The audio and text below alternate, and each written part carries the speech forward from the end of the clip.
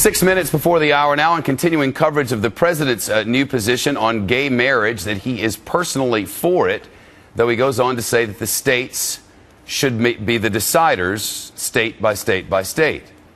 But is that right, or has the Supreme Court already ruled on this matter? Let's turn to our senior judicial analyst, Judge Andrew Napolitano, who suggests to us that, in fact, the Supreme Court has already ruled. How so? Well, in a very famous case called Loving versus Virginia, the Lovings were a biracial, opposite-sex couple who got married in the District of Columbia and then moved back to their native Virginia.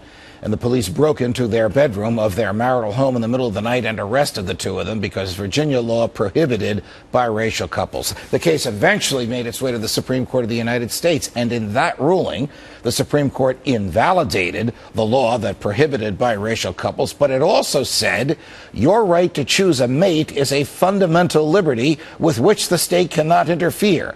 Obviously, the case did not involve same-sex marriage, but the language is clear, and that language has been undisturbed by the Supreme Court since this opinion came down in 1968.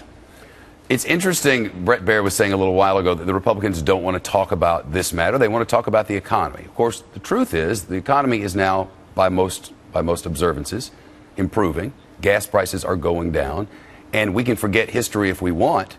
But it was the Republicans who used this very issue and these very votes with Karl Rove at the helm to get George W. Bush reelected. In 2004, there was on state ballots in November of 2004, when President Bush was running for re-election against Senator John Kerry, at least a half dozen states with proposals not unlike North Carolina's last night. That drove conservatives to the polls to vote against same-sex marriage, and while they're there to vote for the re-election of George W. Bush. I think, and Brett knows more about politics than I do. And more than I do, by far. But I think that this will be a hot-button issue. Mitt Romney may very well have favored same-sex marriage at some point in his political career, but he is clearly against it today. The Republican Party will clearly be against it. The President of the United States is clearly in favor of it. The issue is it a fundamental right, as the Supreme Court has said it is?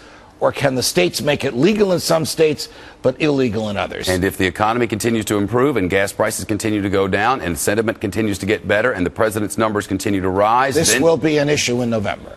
We shall see. Judge Napolitano, thanks very much. I'm Shepard Smith.